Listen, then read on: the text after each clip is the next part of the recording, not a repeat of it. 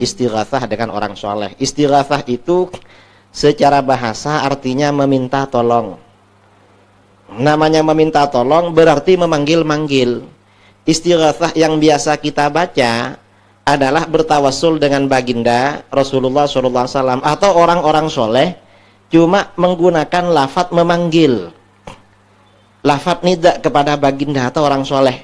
Seperti sholawat yang terkenal ya, Allahumma sholli wa sallim ala sayyidina Muhammadin qad daqat hailati adrikni ya Rasulullah. Itu namanya istighatsah. Qad daqat hailati, benar-benar sempit kemampuanku atau benar-benar tidak mampu diriku, adrikni ya Rasulullah, tolonglah aku wahai Rasulullah. Tolonglah artinya dengan didoakan kepada Allah. Atau termasuk istighatsah yang kita terima ya dari para habaib ba'alwi, ibadallah rijalallah aghithuna li ajalillah. Itu kan istighatsah. Ibadallah, wahai para hamba Allah, maksudnya orang-orang yang sempurna kehambaannya, para aulia. Rijalallah, wahai para laki-laki Allah, maksudnya ya para wali Allah. Aghithuna, tolonglah kami. Itu kan khitab kepada orang para aulia yang sudah wafat. Itu termasuk istighatsah. Ini oleh Wahabi disyirikkan. Nah, jadi tidak ada khilaf bainal Wahabiyin kalau ini syirik.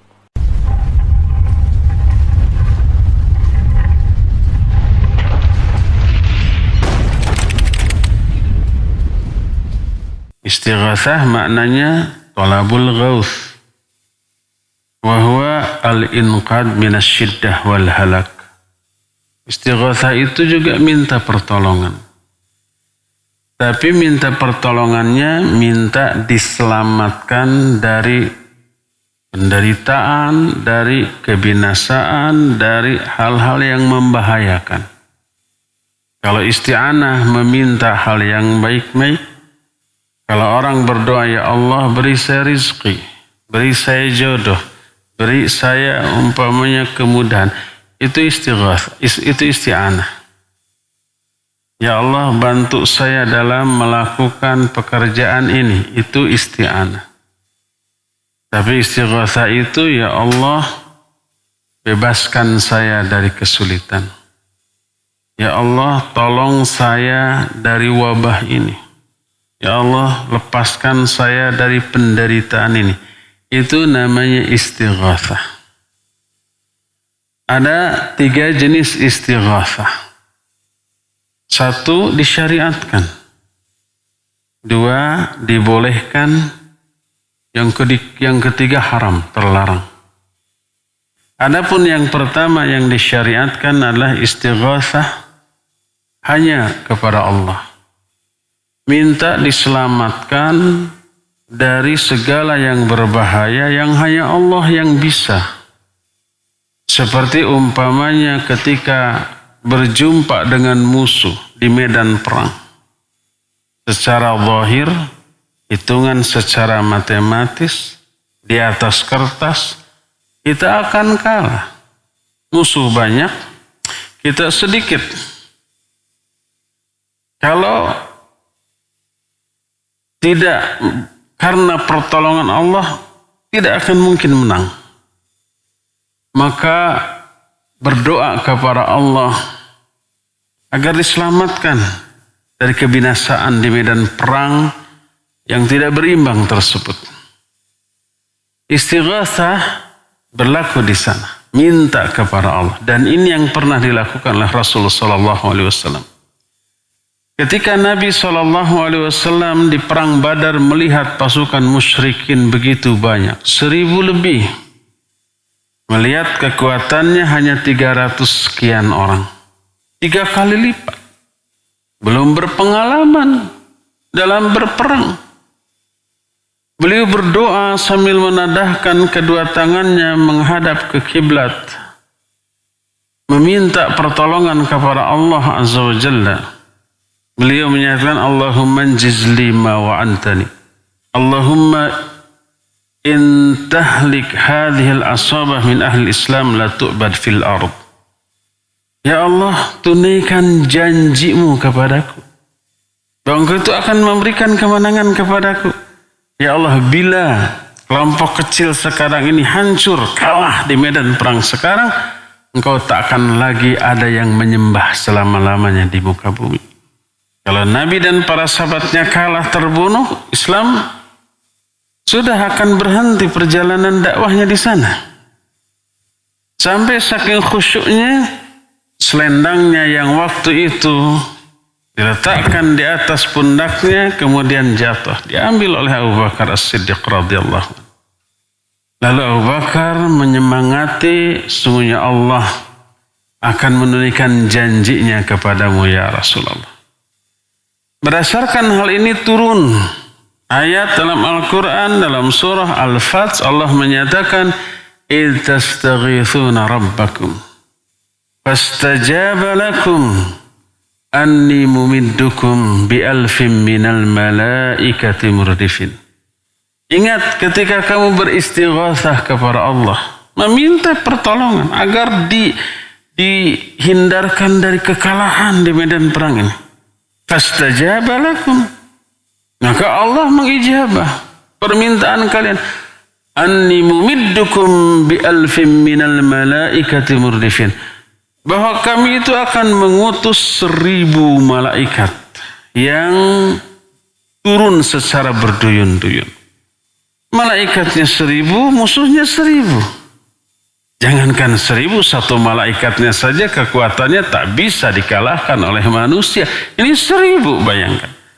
Ini yang menjadi penyebab kenapa kaum musyrikin kalah telak di medan perang tersebut. Ini yang disebut dengan istighatsah, meminta pertolongan agar dilepaskan dari kesulitan kepada Allah, karena hanya Allah yang bisa memberikan pertolongan yang diminta tersebut. Maka wajib bagi kita istighatsah. Maknanya minta pertolongan agar dibebaskan dari semua yang madarat yang hanya Allah yang bisa, termasuk apa yang kita alami sekarang. Masa pandemi COVID-19, ada virus corona yang ditemukan tahun 19 kemarin. Kemudian merajalela ke seluruh dunia, banyak korban, banyak yang meninggal, jutaan orang meninggal. Walaupun banyak juga yang sembuh, semua kita ini merasa tertekan, merasa terancam, merasa tidak leluasa, dan seterusnya. Siapa yang menurunkan ini? Allah Azza wa Jalla. Siapa yang bisa mengangkat ini? Allah juga. Maka minta agar Allah itu mengangkat wabah ini dari kehidupan kita sesegera mungkin. Ini namanya istighatsah. Nggak boleh istighatsah kepada selain Allah dalam perkara yang hanya Allah yang bisa. Nggak boleh lari ke dukun padukun. Coba hilangkan corona ini. Dia sendiri kena corona. Itu istighatsah kepada selain Allah dalam perkara yang tidak boleh diminta kecuali kepada Allah Subhanahu wa ta'ala. Maka mintalah pertolongan dalam semua perkara, terlebih perkara yang hanya Allah yang bisa. Itulah yang disebut dengan istighatsah, dan ini yang diperintahkan. Ini yang pertama. Jenis istighatsah yang kedua, ini yang dibolehkan juga, yaitu istighatsah minta pertolongan kepada sesama makhluk. Dalam perkara-perkara yang makhluk itu bisa memberikan pertolongan yang kita minta. Seperti kita keseleo, datang ke tukang urut bisa. Seperti kita sakit, ingin disembuhkan dari penyakit, datang ke dokter, dokter bisa menyembuhkan itu secara ilmiah. Seperti umpamanya kita tenggelam, minta tolong kepada orang yang bisa berenang. Kita dalam kondisi sulit, terancam nyawa, minta tolong kepada orang yang mampu. Bolehkah itu? Boleh. Dan ini juga Jelaskan oleh Allah Azza wa Jalla dalam Al-Quran. Kisah Nabiullah Musa alaihi salatu wassalam. Kita tahu bangsa Qitbi, bangsa Nabi Musa, bangsa Bani Israel, dijajah oleh bangsa Qitbi, Fir'aun, laknatullahi alaih. Suatu saat Nabi Musa menemukan bangsa Bani Israel sedang berantem dengan bangsa Qitbi. Kalah terdesak tuh. Kawan Nabi Musa alaihissalatu wassalam, dia berteriak minta tolong. Tolong. Minta tolong tersebut disebut istighatsah karena minta dilepaskan dari serangan lawan. Oleh Nabi Musa ditolong, dipukul itu orang mati. Ini yang dijelaskan oleh Allah dalam Al-Quran. Fastaghathahu alladhi min si'ati ala alladhi min aduwih. Fawakazahu Musa. Faqadha alaih. Orang itu istighatsah kepada Nabi Musa. Mana istighatsah? Minta tolong, minta bantuan. Untuk menghadapi musuhnya. Ditolong oleh Nabiullah Musa. Dipukul orang itu. Pukulan Nabi Musa luar biasa. Sekali pukul mati. Ini yang disebut dengan istighatsah. Minta pertolongan untuk bisa keluar dari kesulitan kepada orang yang memang mampu memberikan pertolongan yang kita minta. Itu dibolehkan. Seperti kita sedang berjalan sendiri, lalu ada yang menodong, ada yang merampok. 2-3 orang kita tidak bisa menghadapinya, kita teriak ke orang-orang, tolong, tolong, selamatkan saya. Orang lalu berlari. Itu istighatsah. Dan itu dibolehkan di dalam Islam karena realitanya memang kita butuh pertolongan dari orang. Dan orang itu bisa memberikan pertolongan yang kita minta. Ini dibolehkan dan tidak dilarang, tidak bertolak belakang dari syariat.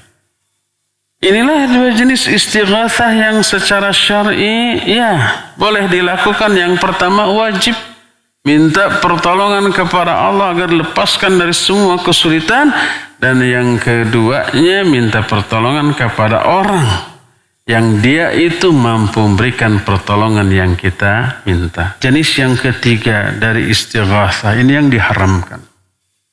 Syirik. Pelakunya disebut musyrik. Yaitu minta pertolongan. Pertama kepada orang yang sudah mati. Kedua kepada orang yang masih hidup. Tapi tidak ada di sini. Ada di tempat lain. Di luar kota, di luar negeri, di luar pulau. Dalam perkara-perkara yang hanya Allah saja yang mampu memberikan pertolongan yang kita minta tersebut. Seperti kita sedang sakit umpamanya. Tidak minta pertolongan ke dokter, ke ahli pengobatan, tidak berdoa kepada Allah. Tapi minta tolongnya kepada nenek moyangnya yang sudah mati. Nini, aki, di alam kubur. Sembuhkan saya. Itu istighatsah. Minta dilepaskan dari kesulitan. Tapi kepada makhluk yang sudah mati yang dipastikan makhluk itu tidak bisa memberikan pertolongan yang diminta. Atau kepada orang yang tidak ada di tempat jauh. Kemudian kita hanya menyebut namanya. Yang di tempat jauh itu mungkin orang tuanya. Mungkin saja dukun yang dianggap sakti mandraguna. Wahai mbah, saya sedang sakit di sini, tolong sembuh. Pakai jarak jauh, lewat foto, lewat video, lewat gambar, lewat imajinasi, lewat hayalan yang tidak ada hubungan sebab akibat yang bisa dibuktikan secara ilmiah. Nggak ada. Kalau dokter bisa menyembuhkan, ada alasan ilmiahnya. Ada hubungan sebab akibatnya karena dokter belajar anatomi tubuh.